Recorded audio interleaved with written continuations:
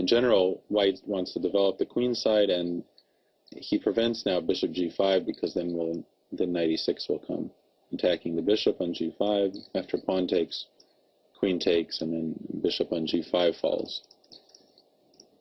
So he played queen to d3, and Nimzowitsch played a very surprising move here.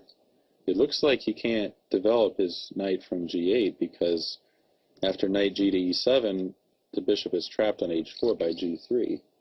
But knight g to e7 is indeed what Nimzowitsch did. He wants to develop his knight, bring it to f5, pressure the d4 pawn. And Spielmann called him on his bluff with g3, but I think this was a mistake. I think he should have just played c3 rather. And white should probably have some advantage, I think. He's going to develop with bishop e3, knight d2, and castle queenside. He has more space. Black doesn't have a lot of counterplay.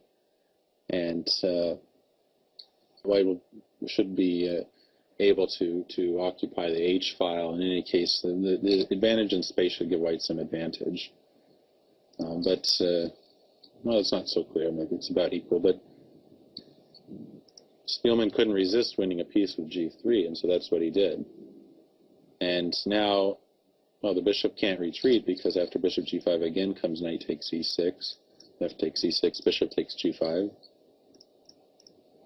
So Nimzowitsch played knight to f5, which was his intention, going after the base of the pawn chain. And here again, white could decline the sacrifice by playing c3, just guarding d4 pawn. Totally normal move, but this would allow black to now go bishop g5. And this g3 move is not very useful. Black has got to knight to f5, and playing g4 now is not going to be so easy to chase the knight away, so it's a little bit hard for white, although this was probably better than what he did. I'm not sure, but probably. It's hard to say. Anyway, knight f5. White took on h4, and now knight to f takes d4. So black has only got one pawn for the piece so far, but he has a whole bunch of threats. First of all, he threatens knight to b4, attacking the queen and attacking the pawn on c2. And if the queen then takes the knight will take on d4, the knight from b4 will take on c2, forking the king and queen. So for instance, bishop e3, knight b4 is a good answer. Queen takes d4, knight takes c2, and black wins. Black also threatens knight takes e5, which will attack the queen, and then if the queen takes d4, the knight will check on f3 and win the queen. So he's going to get another pawn. And the threat of knight b4 is far more serious, so white played knight a3, defending c2, and thus preventing knight b4 and developing a piece at the same time. And here Nimzowitsch could have just taken on e5, because again, queen takes d4, knight f3, and then after queen to h4, for instance, he could even take on h4 and win the queen back that way, although it doesn't make much difference. You can also check on f3, maybe with the other knight, and then queen takes h4, and white pretty much has to take because queen h1 is a threat, and then knight takes. And here, black has 3 pawns for the piece, and I could say I would rather play black. His knights are very active. His pawns look very easy to push. He can play, for instance, c6 and e5, f5, e4, and so on. White's king can even come into the firing line. But it's not such a big advantage. White has an extra piece, and black doesn't yet have any passed pawns. So white can definitely fight there. And Nimzowitsch decided to avoid that ending and instead played queen takes h4 first, which is also good. Now white played queen h3, but here Nimzowitsch chose a rather risky, kind of, you could say, romantic decision to keep the queens on the board. And probably this wasn't really motivated by a desire to play a beautiful game, because I think he was trying to win, as all chess players do.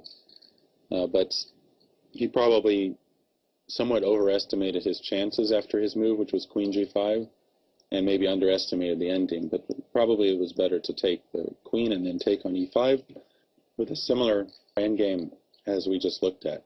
Again, black's knights are very active, and he's going to check on f3 one way or another and start pushing his pawns, and I would rather play black, but it's still not such a big advantage, if any. But he chose queen g5, and here was a very interesting position. White played bishop e3, which led him into some trouble. The most interesting was the line that Nimzowitsch calculated, which is queen h8 check, sacrificing the rook on a8 in a typical way, which is famous from several famous games, including, I believe, Evergreen, or maybe the Immortal, I forgot, but one of those games by Anderson. King d7, queen takes a8, and now he would continue with queen to g1 check, king to d2, queen takes f2 check, king to c3, and here Nimzowitsch intended a really beautiful move, knight b3. Now, however, if they actually reached this position, probably he would have found the much easier move, knight f3. I'm not going to go into all the variations after knight b3. This is a really amazing looking move. Obviously, if white takes with the a pawn, then queen d4 mate. If he takes with the c pawn, then queen d4 check, king c2, knight b4 check, king b1, queen e4 check, followed by mate in a couple moves. And after other moves, black is threatening many different things. After king takes b3, then comes queen b6 check. And white has to play knight b5. If king c3, then it's mate in 2.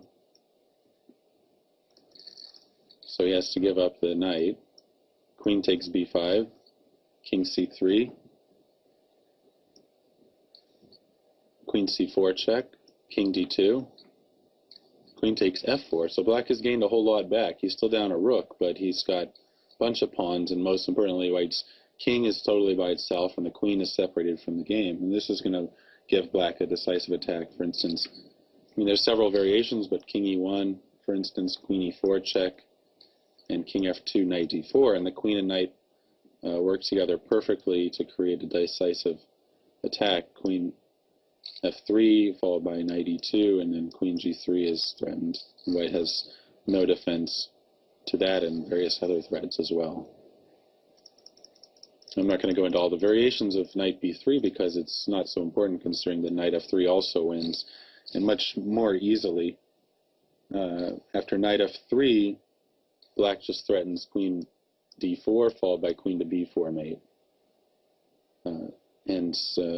After, for instance, queen b7, then have minimum queen b4. This is not the minimum, but this is good enough. Mate in 2. No, that's the maximum, actually. And if knight b5, guarding the d4 square, then queen e1 is the answer. And if king b3, queen b4, and if king d3, then knight b4 is mate, or knight takes e5. So I'm not going to go into every variation. They have some others, but you can see that after white brings his queen out here and captures the rook on a8, in all variations, black gets a really big attack. And this was natural for Spielmann. So he continued developing, but he allows black to get a very strong attack this way. Instead, he needed to guard the f2 square, which was in a different way, without exposing the rook on a1 to capture. He needed to play knight to d3. And here, it looks like white's keeping some control of the situation, and probably somewhat better, although black has definitely his practical chances. Here, queen to g1 check is what black should play, and then white needs to play king to d2. And the point is,